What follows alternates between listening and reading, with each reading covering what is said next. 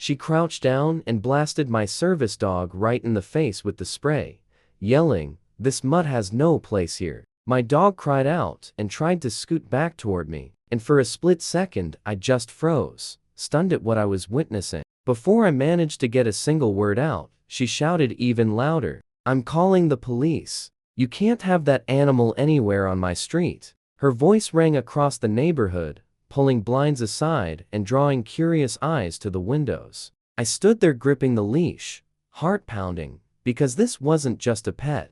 This was my trained service dog. Within minutes, 3 police cars rolled up, their lights cutting through the air. She jabbed her finger at me as if victory was already hers. "Officers, arrest him. He's violating HOA rules by bringing dangerous animals into Sunnyside." Neighbors clustered in their yards, murmuring while my dog lay on the grass shaking. I tried to keep my cool, even as my hands tightened. She looked smug, convinced she had trapped me. One of the officers pulled out a slim black rulebook, flipping through it like it held divine answers. "Illegal pets ordinance," Karen muttered, smirking as though she'd authored the regulations herself. The officer stood there, book open, waiting for instructions. It felt for a moment like the verdict had already been made. But I knew something she didn't. I breathed slowly and focused on the officer with the book. He hadn't realized yet what statute he was reciting or how badly Karen had cornered herself. "Are you sure you want to push this?" I asked quietly, steadying my voice. She scoffed. "I've been waiting for this. People like you think you run the place. Not in Sunnyside," she laughed, unaware of the trouble she'd just created. Because what she did spraying a working service dog wasn't some HOA infraction. It was a federal crime. The officer with the book paused when I pulled a laminated card from my pocket. My hand was perfectly calm as I held it up for everyone to see. "This is a federal he said evenly. "A registered service animal protected under federal law." The entire street went silent. Even the neighbors who had been whispering went still. My dog lifted his head, blinking slowly, and the sight made my jaw clench. Karen rolled her eyes, folding her arms. "Oh, please. Anyone can print a card online. That mutt frightened my grandson last week. I want him gone." She jabbed her finger toward me like she had authority. "He's lying. Arrest him." The officer with the book flipped back several pages, his brow tightening. "Ma'am, it states right here. Interfering with the service animal is..." He stopped, looked at me, then at her. "A federal offense." Karen's expression faltered. "What? No, that can't." She turned wildly to the officers. "Don't you see? He's tricking you." I knelt beside my dog, gently reassuring him. My voice carried down the street. "You just attacked a working service dog in front of witnesses and 4 police officers." The neighbors gasped. One officer tapped his body cam and rewound the footage he'd captured. He pressed play, and Karen's voice blared out for everyone. "This mutt doesn't belong here." Her face drained of color. She staggered back, pointing at me. "No, that's not fair. He provoked me. He's dangerous. He's lying." But her excuses meant nothing now. The officers had all the proof they needed. I saw it in their expressions. They were finished playing along with her imaginary HOA rules. I stood, meeting her frantic stare. "You wanted me hauled off, Karen, but the only one going to jail today is you." Her mouth fell open. The nearest officer stepped forward, drawing out handcuffs. The sharp click of metal made her flinch. "Wait, no. What are you doing?" she cried, voice cracking. "I'm the one who called. He's the problem, not me." She tried backing away, but another officer blocked her. "Ma'am," the sergeant said firmly, "you just assaulted a federally protected service animal. That's a criminal offense under federal law. You're under arrest." Her face twisted with outrage. "Assault? Are you serious? It's just a dog."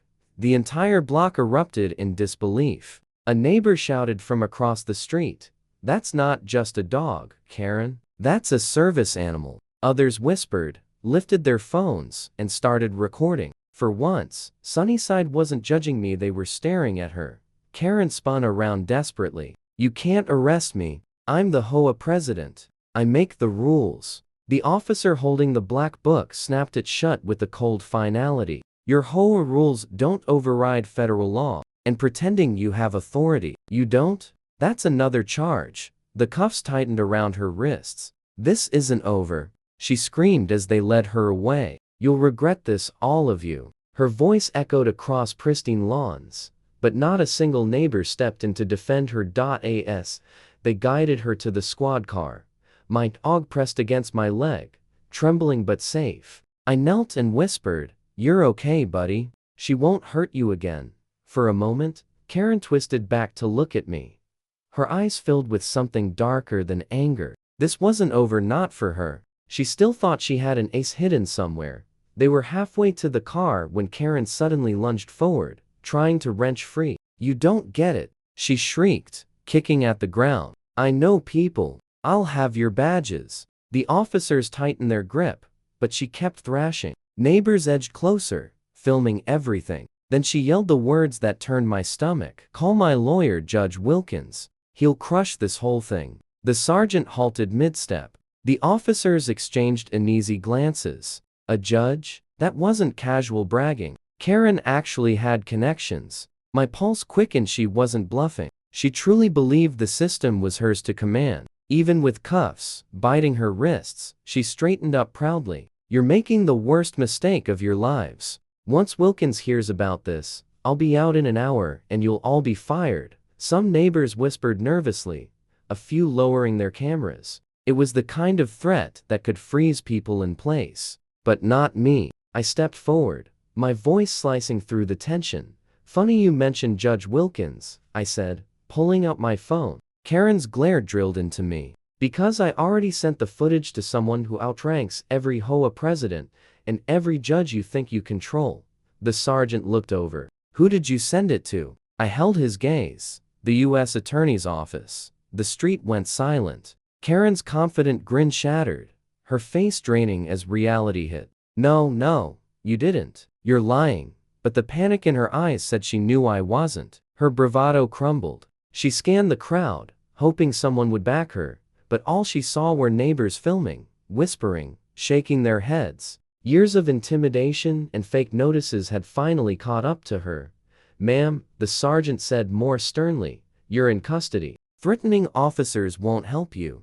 But Karen wasn't finished. She leaned forward, shouting, "Wilkins will save me. He's my personal friend. He owes me. He'll wipe every charge clean." The officer beside her actually chuckled before lifting his radio. "Dispatch. Run a check on Judge Wilkins's docket." A crackle of static. Then a reply, "Judge Wilkins is already under federal investigation for bribery. U.S. Marshals involved." The crowd gasped. My jaw tightened. Karen froze, still half forming her next excuse. She tried to laugh it off, but her voice trembled. That can't be true." "He wouldn't," he promised. The sergeant didn't bother looking at her. He simply gave the order. "Transport her. Add obstruction of justice and conspiracy." This just escalated to federal jurisdiction. As they moved her toward the police cruiser, Karen completely unraveled. "No, this is my neighborhood. My rules," she shrieked, kicking her feet against the asphalt.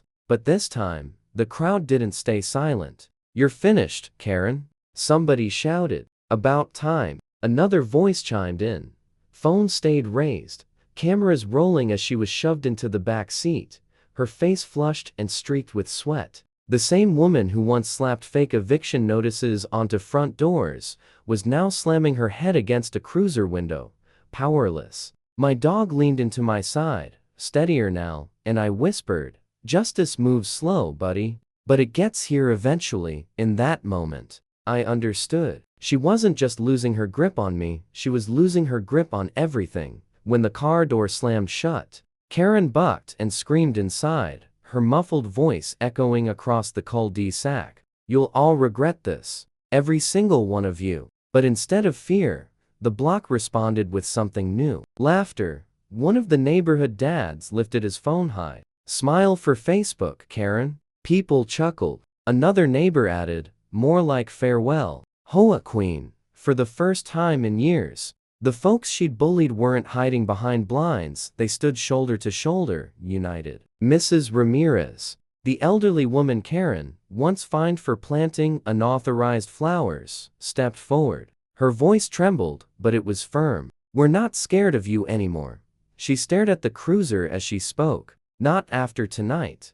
A soft cheer rose, growing louder as more neighbors joined in. I stayed quiet, holding my dog close, but inside, I felt something shift. This wasn't about me anymore. Her arrest snapped chains that had been wrapped around the whole street.